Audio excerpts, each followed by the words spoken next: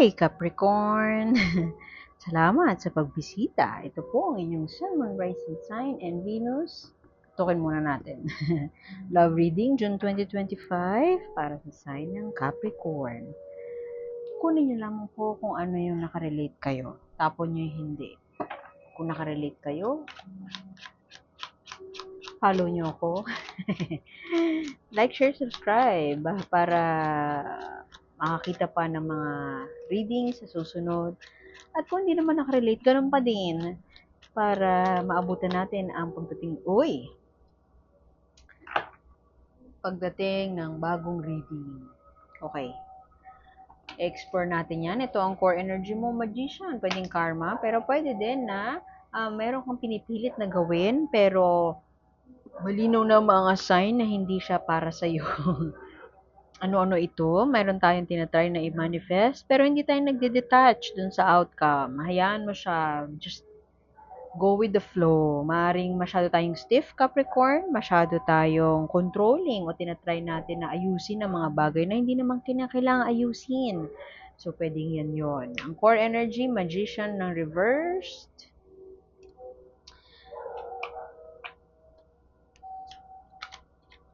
Meron tayong tinatry i-manifest pero you're doing it all wrong. O pwede din na yung fairy godmother mo, no? Si fairy godmother yan. Yung fairy godmother mo, sabi, no, your wish is my command. But first, you need to do something else. You need to work on this, you need to do this, blah, blah, blah. Ten of Pentacles, ikaw to, a life well lived. Nice, Capricorn. Maaaring ikaw ay nasa isang very stable at magandang relasyon. Pwede din na ito ay future, hindi siya this June. O pwede din na ikaw ay nanggaling sa isang challenging na first half of the year, June na. Um, yung mula January, birthday mo, hanggang May, medyo challenging ang mga bagay-bagay. At itong June, ito na ang panahon ng transformation. But first, meron ka pang kinakailangan tapusin. Gusto ibigay sa'yo ng iyong fairy godmother, ang parang your wish is my command, ganyan. Pero meron ka pang kinakailangan ayusin. Pwede ito ay nakikinita-kinita mo na ang efforts na in-establish mo mula January hanggang May at ito pa lang nagsisimula pa lang ngayon ang iyong fruits of your labor. Ngayon mo palang makikita ang fruits of your labor. Pero pwede din na itong Ten of Pentacles ay isang senyales na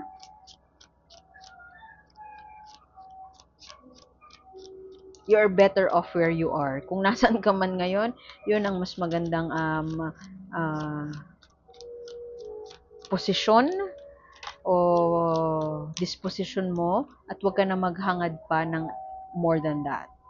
Okay, merong isang tao sa paligid mo, King of Cups, pwedeng tatay mo to, pero pwede din na you will be or you are in a relationship with somebody older than you.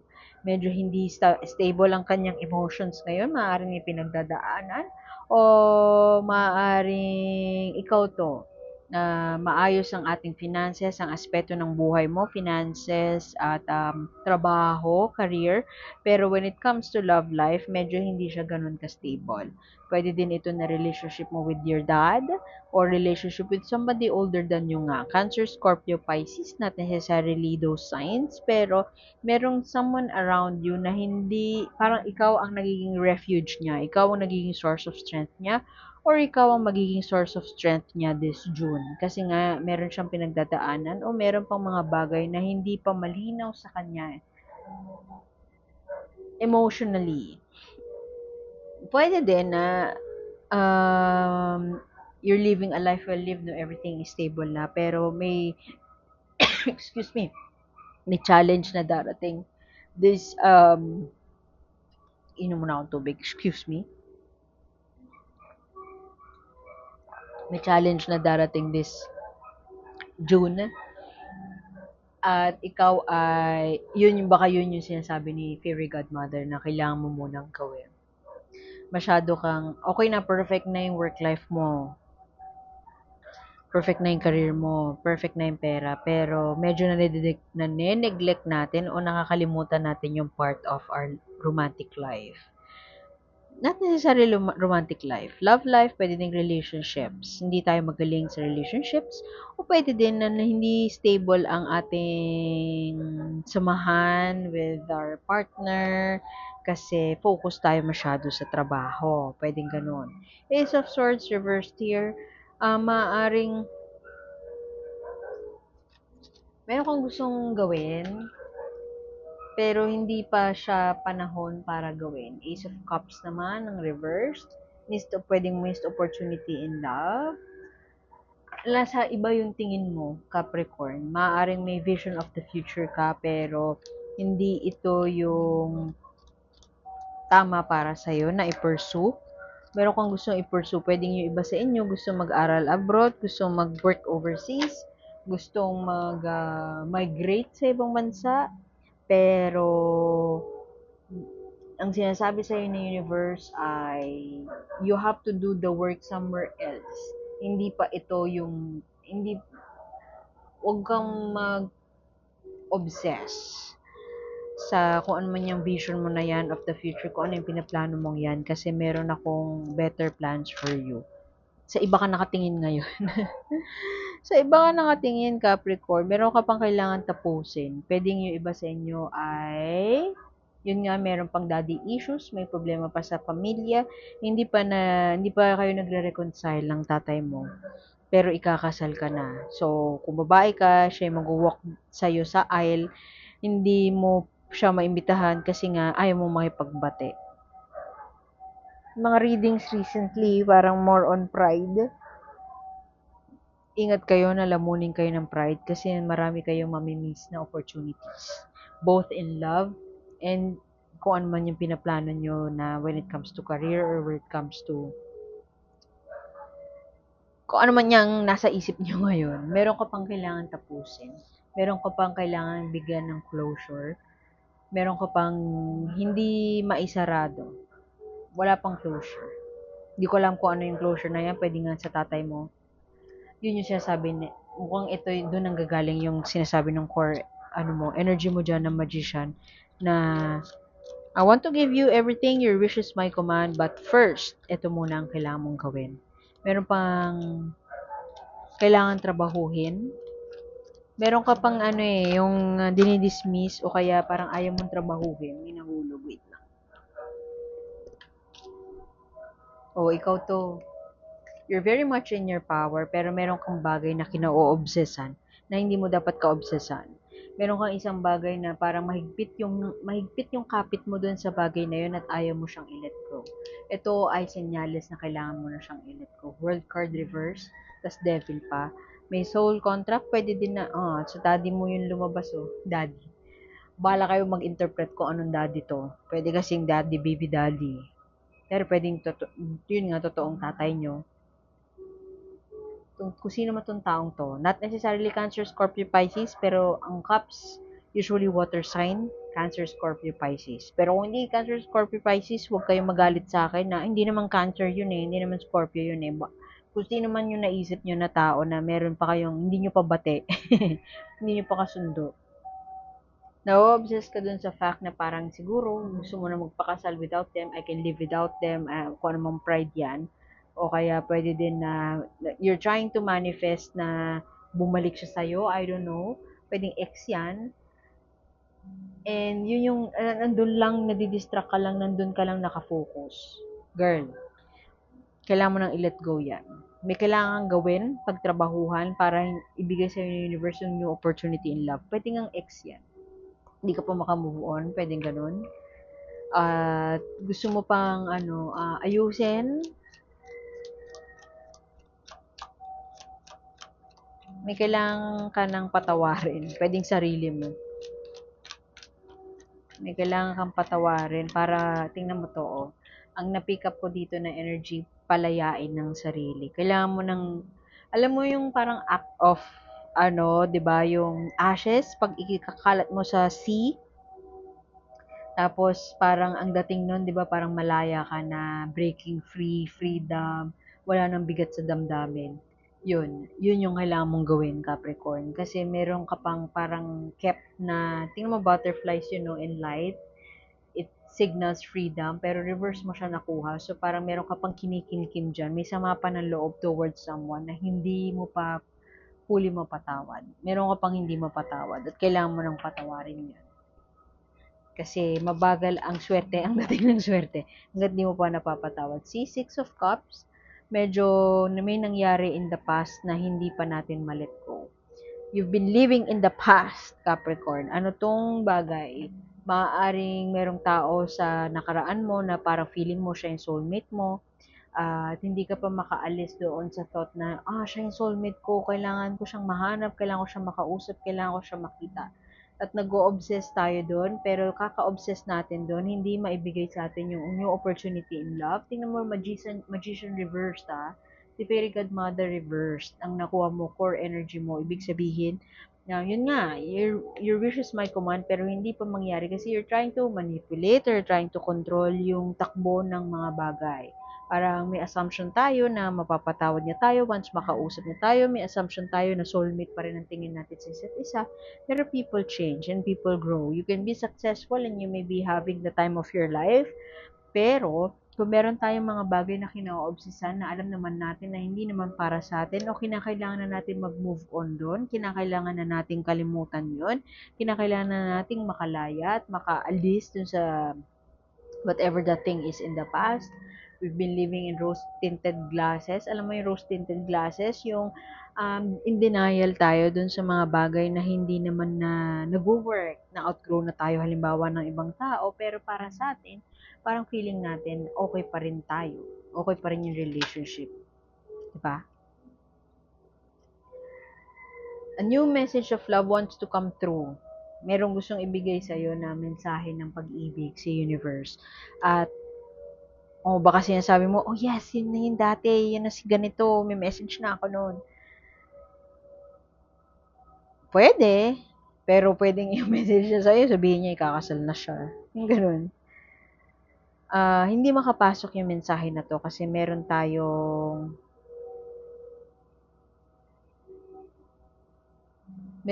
hindi ma-let go. Meron tayong hindi mapatawad. Siguro merong may utang sa atin na sinisingil pa rin natin hanggang ngayon.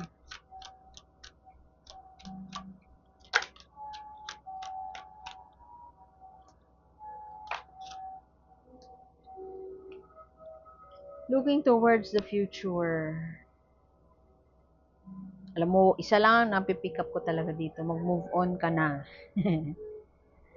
Kung ikaw ay yung Capricorn na meron pang parang something in the past na may grudge over, ewan ko, disagreement in the past, patawarin mo na yon. Kasi gusto kang biyayaan ni universe ng something. Palayain mo na yung sarili mo. Tingnan mo to, Tingnan mo, nakatingin siya sa forward-looking siya, looking towards the future. Meron siyang gustong gawin. Pero hindi, alam mo yun, hawak niya yung earth, di ba? Hawak niya yung mundo. Nasa kanya na yung lahat. Pero sa iba siya nakatingin. Parang ito lang din yan, no, yung magician. You have everything that you need.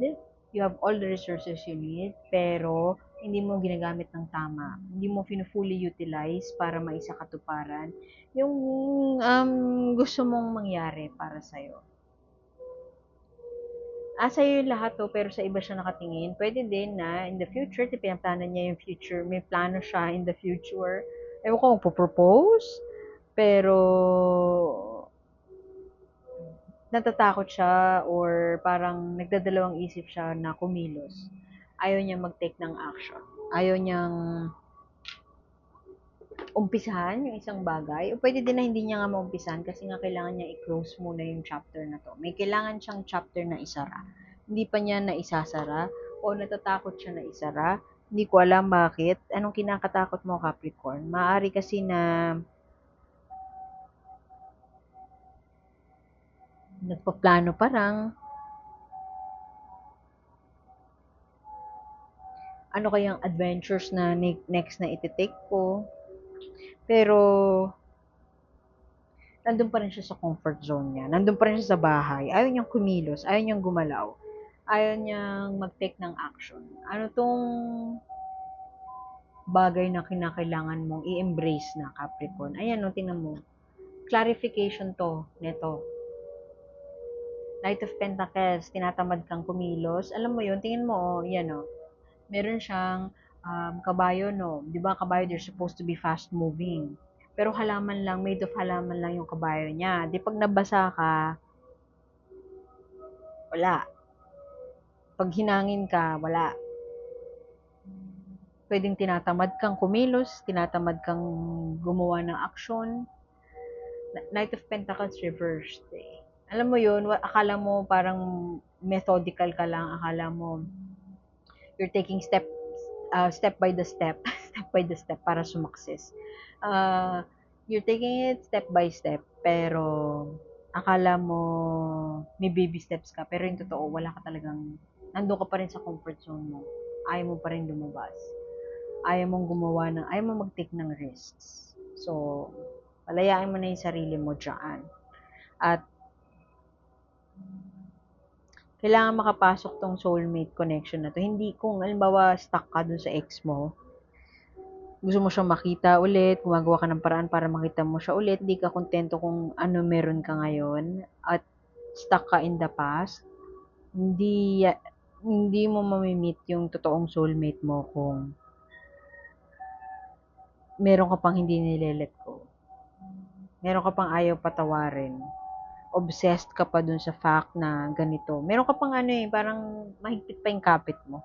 Ano tong bagay na to na mahigpit ang kapit mo? Is it yung current partner mo, meron siyang gustong gawin, and parang meron kang sinasabi sa kanya na parang wag yan, ganyan. Meron siyang plano, let's say gusto niya mag-abroad, pero ikaw parang feeling mo, hindi, kaya ko naman kayong buhayin dito eh, yung ganon. So, ano tong bagay na to na kinakailangan mo ng i-let go? Kuha tayo ng, saan na yung oracle message mo para kay Capricorn? Anong mensahe mo para kay Capricorn? Uy.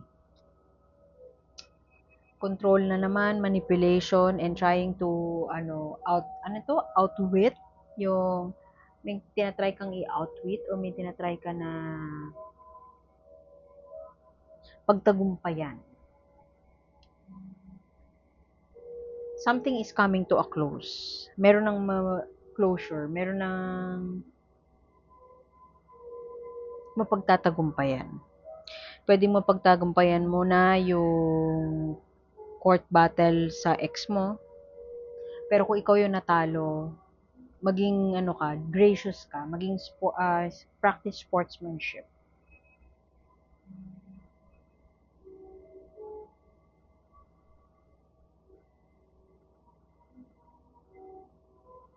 Huwag kang din mag-obsess na yung pride nga na pag nanalo ka, parang sabi ko sa iyo maging conceited pa. May something in the past Capricorn, na kailangan mong i-let go. Tapos kung nanalo ka na, napagtagumpayan mo na yon, kalimutan mo na. Huwag ka na mag-obsess doon sa nangyari na yon in the past.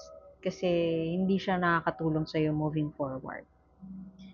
Pwede din na ang mensahe na to ay mapagtatagumpayan mo na. Kung ano man yung challenges mo, hurdles mo ngayon, halimbawa yan, hindi ka makapagdesisyon, mapagtatagumpayan mo yan. This June, mapagtatagumpayan, doesn't necessarily mean na makukuha mo kung ano yung gusto mo ha. Pwede mo pagtatagumpayan in a sense na matatanggap mo na, magiging mature ka na enough to accept na may mga bagay na hindi talaga para sa'yo. So, iwan ko na yun doon, Capricorn ha.